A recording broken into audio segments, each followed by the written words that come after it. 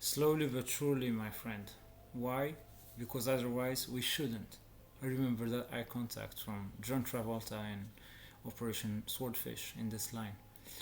I want to start speaking about the second conference on the Libyan conflict that took place in Berlin this week and reaffirmed the commitment to national elections on December 24, 2021.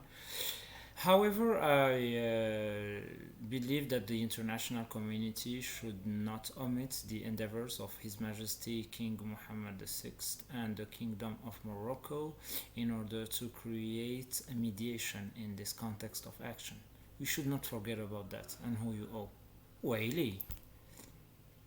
If I have to give my opinion about the elections in Libya and the candidates that presented themselves a public interest regarding this matter, I'll speak to Saif al-Islam al-Gaddafi here in Arabic and express my opinion regarding that. يا سيف الإسلام، احتراماتي أولا. أنا أعرف شكون أبوك والثروة ديال أبوك والثروة اللي ردت من أبوك. أنا أقول لك إذا أنت آمن بالديمقراطية، أنا ما كنظنش أن الانتخابات خير حل الآن، لأن ليبيا بلدك هو عايز الآن يمر من فترة العقيد ويشوف نظرة أخرى. Thank you. The issue of promoting dialogue among the stakeholders that are involved in the production of statistical information on crime and criminal justice has been also a very rich report. As I mentioned it before, I will get back into it within the last half of June.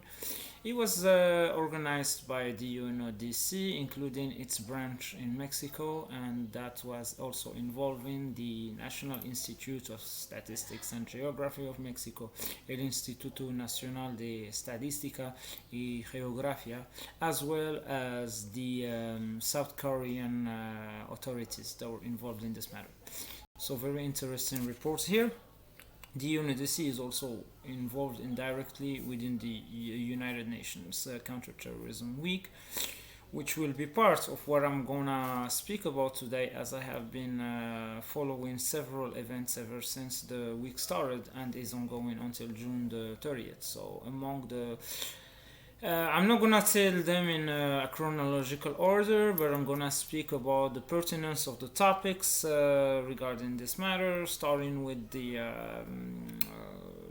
most likely opinions of support for the global framework and the global strategy of the United Nations. As I mentioned in a video, a short one, 2 days ago, the bottom line of the week of counterterrorism at the UN is to set up and consolidate the strategy of the UN for the 2020s, even though you have to be very flexible because we know what's going on in the world.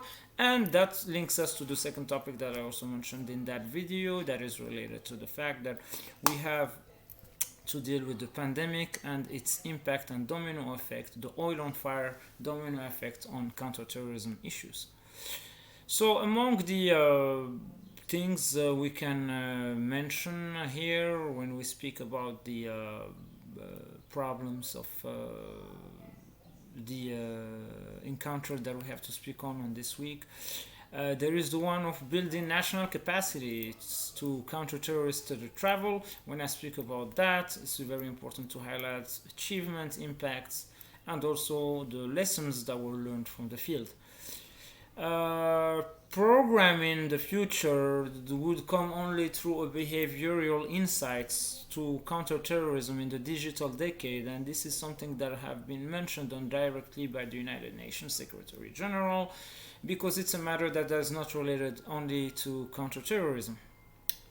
Responding to new evolving challenges, rehabilitation is included here, as well as reintegration.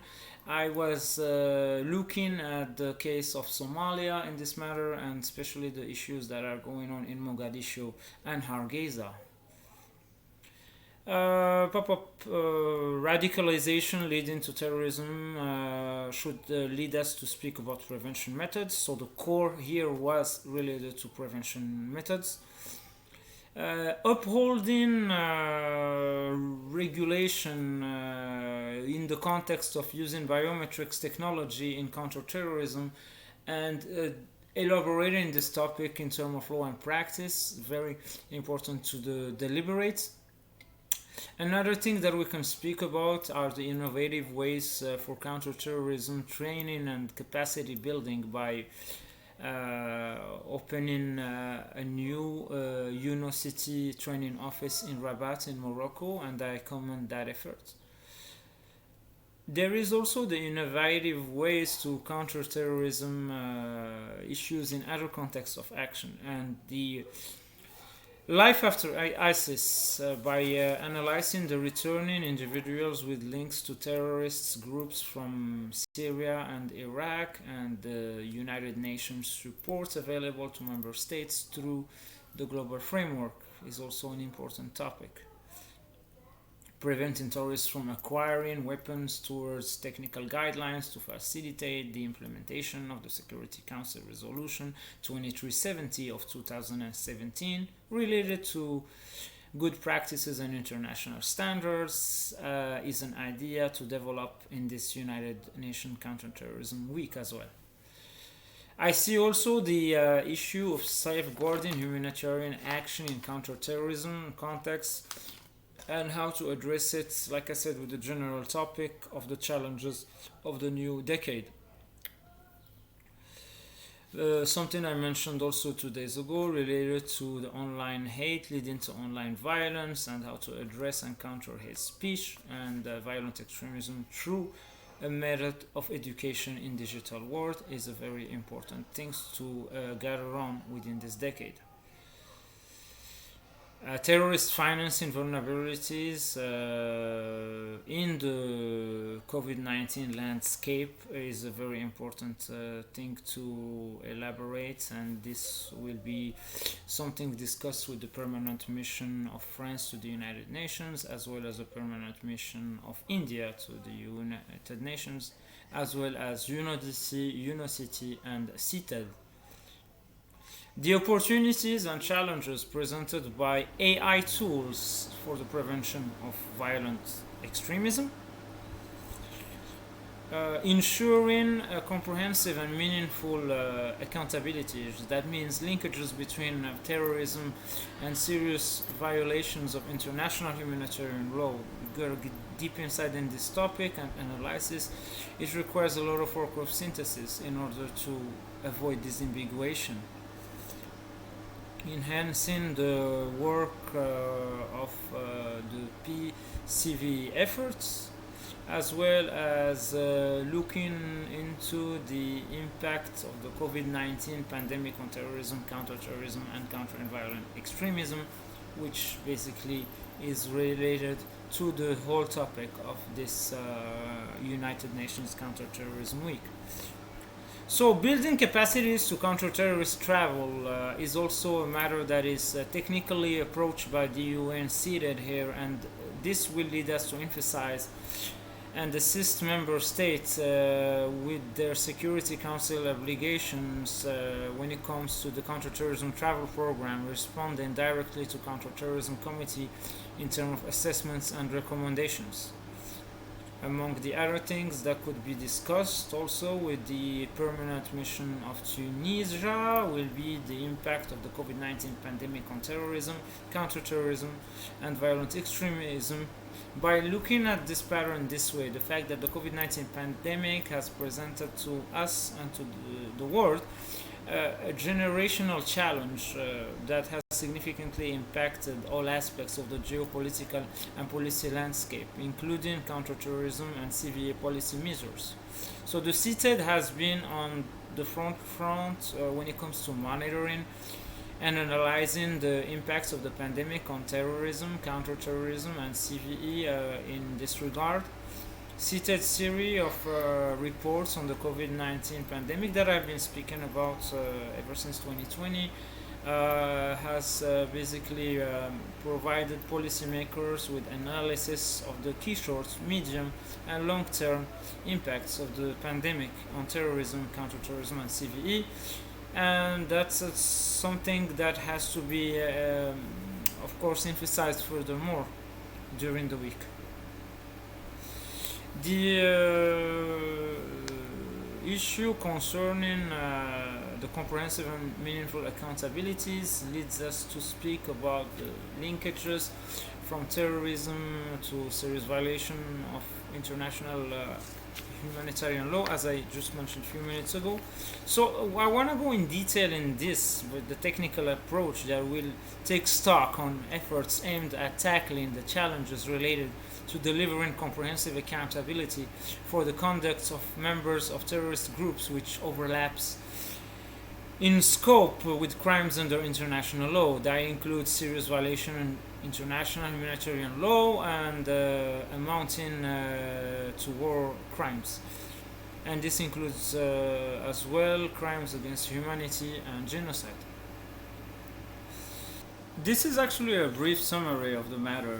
There's so many events that are still ongoing right now, like I said, till June 30th, and I want to get back to speak further more about them. So I presented a brief snapshot of what I have been following and also the ones that I'm looking forward to watching and analyzing. Very interesting things, guys. Stay tuned. The thing that I want to talk about actually will be related to what I have mentioned in my video 2 days ago, related to the landscape of counterterrorism at a global sphere. As I said, there are two patterns. The first one is the one of the United States leading the global way, and that includes the policy of the government of the United States. And the second one is related to the United Nations multilateral approach.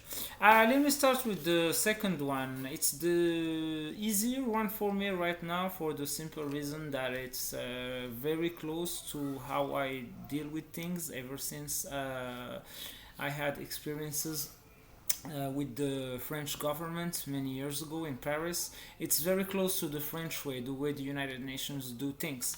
That includes the work with UNOCT, with UNCTAD, and with the UNODC, as well as with other international organizations that are led through the UN, as NATO, in example, in this context of counterterrorism. Very similar to the French high level, that's what I mentioned. And I include on this also an American portion here. Don't get me wrong, I will get back to the second pattern, but the American portion that is included in this first French way of doing things is also incorporating think tanks in Washington DC, in New York, the one that also study this kind of topics of counterterrorism and in the context of diplomacy as well. The second one is the US way of leading the world in counterterrorism. That includes CIA in intelligence, FBI in investigation, and what I would consider the mediator between the first and second pattern, the 5 permanent members of the United Nations Security Council. Now, it's very, very, very thin approach when it comes to the relation between both patterns, but the United States, the People's Republic of China, the Russian Federation, the United Kingdom, and France play a key role in the United Nations Security Council to mix the endeavors of both approaches of how we want to manage the counterterrorism worldwide strategy. It is the harder part because it's a different culture of doing things, but you gotta learn your own way. And yes, there is a certain advancement, and life on Earth is an endless school. I do believe also that this way, people are using their common sense in the United States as well. This way could be also very beneficial. Now, just let me add something. We have to sense that the first way covers under its umbrella the second way. I did not create the word, I'm just speaking about how I see the analysis of the scheme. The CIA and the FBI could indirectly, or who knows, directly help a certain day within the monograph that is mostly linked to the second pattern, UNOCT, UNCTAD, and UNODC related, if you see the general idea. I didn't ask, but the topic of psychological sequences is focused in this matter. Either if we speak about the first pattern or the second pattern. It's not a topic that I have come through directly. It's spoken on the video conferences of the week of counterterrorism, but it is itself a topic that is very, very, very important to analyze, either on the first pattern or the second one.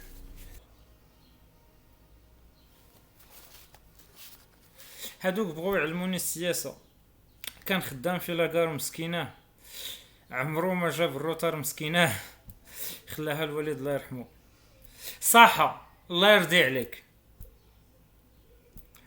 I follow Bloomberg's move ever since 2020 when it comes to focusing, like Bill Gates, on what's going to be faced right now as a global war versus the COVID-19. I never said stopping political endeavors in this context. L'chaim, satzlacha. Looking forward also to the UNDP next event on development dialogue on July the 1st, rethinking solutions to crisis in the decade of action.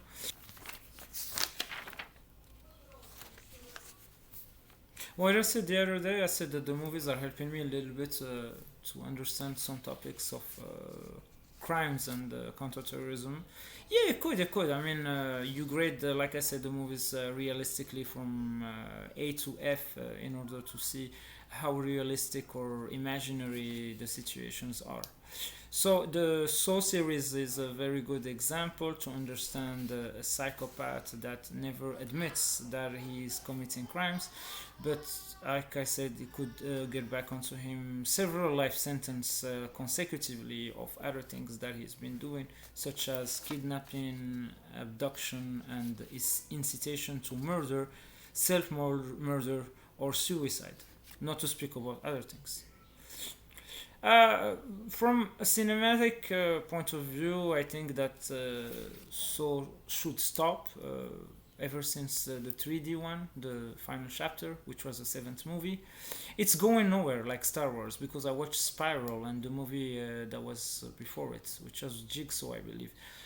I do not believe that it has a future in this matter, unless you want to speak maybe about Dr. Gordon's pattern, or if there is a way for Mark Hoffman to escape the bathroom trap where he has been chained on the 3D movie. The Puzzle is one of the best together in Hollywood's history, all genres mixed. And I think Tobin Bell's charisma in the role of cherishing the utmost psychopath evil overpasses, in my opinion, the one of Anthony Hopkins in Hannibal Lecter's. John Kramer should be recruited, I mean his good side, and not prosecuted by intelligence and investigation authorities. I'm just kidding. Don't follow this example. If he wasn't a criminal, he would have been a great asset in this context of action. So just a question: how many good number twos and number threes are you gonna do on movies, anyways? I mean, you have few cases like Police Academy, an example that was good until number five, and you can do only one good movie without your main character, which was Steve Guttenberg, who was no longer involved after number four, as we know.